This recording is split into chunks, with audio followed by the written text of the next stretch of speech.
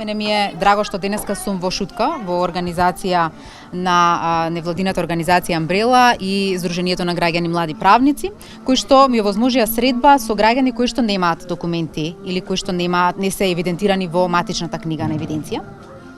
Владата на минатата седница го усвои законот за остварување на граѓанските права на ова група на граѓани кои што со години беше нарекувана фантоми и никако не се стигнуваше до одредено решение. Токму затоа владата со овој закон овозможува да овие наши сограѓани добијат граѓански статус, да може да добијат здравствено осигурување, социјална заштита, да нивните деца може да одат во образование и да можеме да постигнеме вработување. Со ова овозможуваме тие да ги добијат овие права за да може да се вклучат во општеството, за да може да бидат прифатени од системот и да може понатаму поквалитетно да живеат. Тие со години се на територија на Република Северна Македонија или претходно на Република Македонија, но никогаш не можеле да пристапат кон системот. И токму затоа нивниот квалитет на живење со години одел се подолу и подолу и нивните деца се најчесто исклучени од образовен процес и тие никогаш немале пристап до здравствена заштита или социјална заштита. Сега тоа ќе го овозможиме и очекувам да понатаму системот изнајде решение и како тие трајно ќе го решат својот статус на живење во нашата држава.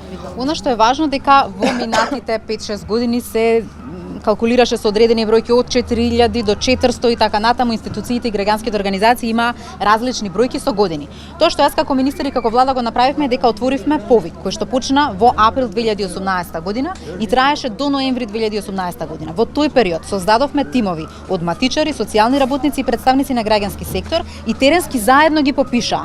Бројката до која што стигнаа во тој период е 700. Сега во регистарот имаме 700 лица кои што со овој закон ќе ги решиме. Но во момент кога ќе се идентификува дека има и луѓе кои што се кои што не се евидентирани во управата за матична евиденција и е потребно да тоа го направат, ќе го отвориме повторно овој регистар, ќе се евидентираат и повторно ќе ги остварат правата. Ова е динамички процес и додека не го затвориме прашањето за овие лица за секогаш во нашата држава. И моето трпение и беше навистина долго, бидејќи ете конечно денес успеавме да добиеме еден закон кој ќе биде во собрание и конечно овие лица ќе добијат одредени социјални услуги како што напомена и почитуваната министерка.